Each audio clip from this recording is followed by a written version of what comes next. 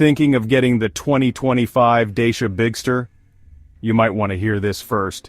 I recently bought one myself, and while it seemed like the perfect SUV at first, there are some surprising issues that are making me seriously question my decision. Welcome to Supercar, the place where you get nothing but the raw, unfiltered truth about the cars you're thinking of buying. Hit that subscribe button and turn on the bell, so you never miss one of our brutally honest reviews. Like many of you, I was drawn to the 2025 Dacia Bigster by its promise of immense value. On paper it seemed like the perfect blend, more space than the Duster, a rugged SUV aesthetic, and a price tag that undercut almost everything else in its segment. I needed a practical family hauler, and the Bigster looked like a no-brainer. The reviews were generally positive, highlighting its practicality and affordability. But as the saying goes, the devil is in the details, and some of those details only become apparent after living with the car for a while. I was genuinely excited. The prospect of a spacious new SUV with decent fuel economy for a fraction of the cost of its rivals felt like a win-win. My local dealership had a decent trim available, and the buying process was straightforward. I truly believed I was getting a smart, economical vehicle that would serve my family well for years to come. One of the most touted upgrades for the 2025 Bigster was its new 10.1-inch infotainment screen with wireless Apple CarPlay and Android Auto. In theory, this sounds fantastic. In practice, it's been a constant source of frustration. My experience has been plagued by a system that frequently freezes. I've had the screen go completely blank mid-journey, requiring a full restart of the car to get it functioning again. Wireless CarPlay constantly disconnects, often at the most inconvenient times, leaving me fumbling with my phone while trying to navigate. The response time is also sluggish, with noticeable lag when switching between menus or accessing different functions. For a brand new car in 2025, this level of unreliability from a core piece of technology is simply unacceptable. Honestly, it's not just a minor annoyance, it genuinely impacts the driving experience and my ability to use essential features safely.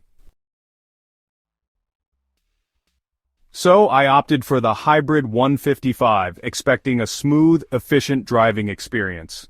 While the official fuel economy figures are impressive, my real-world mileage has been consistently lower than advertised, especially on those longer motorway journeys.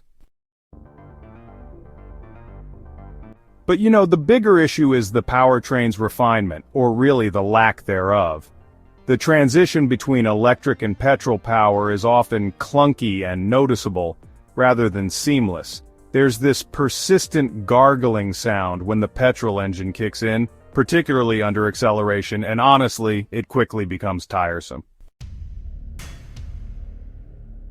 It sounds unrefined and cheap, constantly reminding you of the car's budget origins.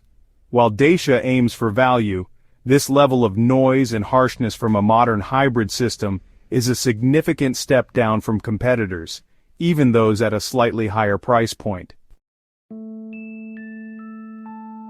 Walking into the showroom, the Bigster's interior seemed perfectly acceptable for its price. After a few months of daily use, however, the affordable compromises are becoming glaringly obvious.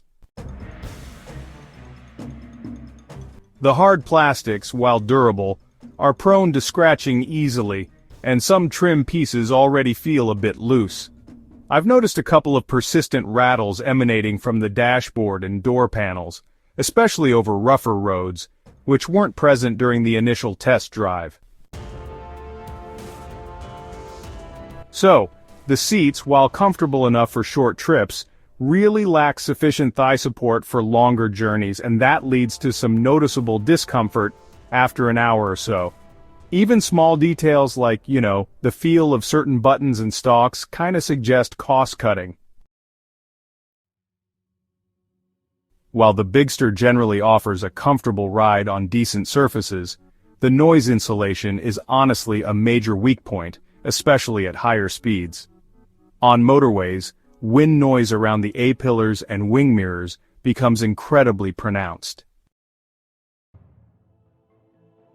Tire roar also permeates the cabin, turning longer journeys into a rather noisy affair.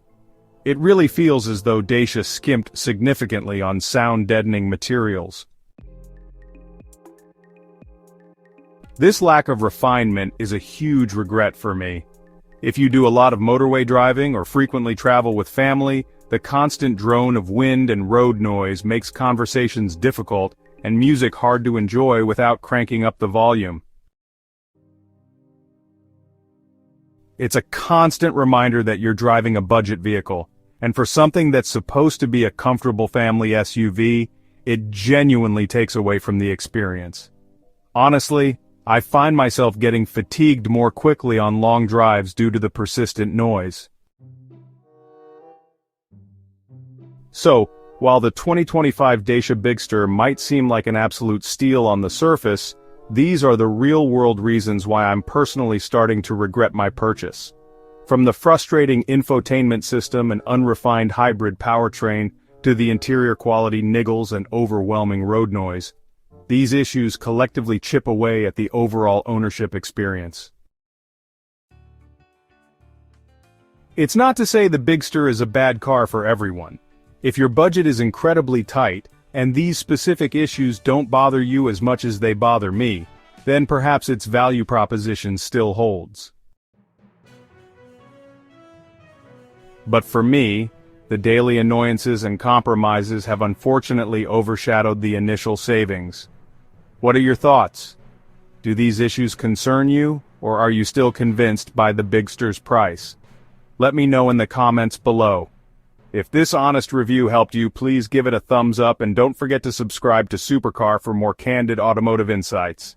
Thanks for watching, and I'll see you in the next one.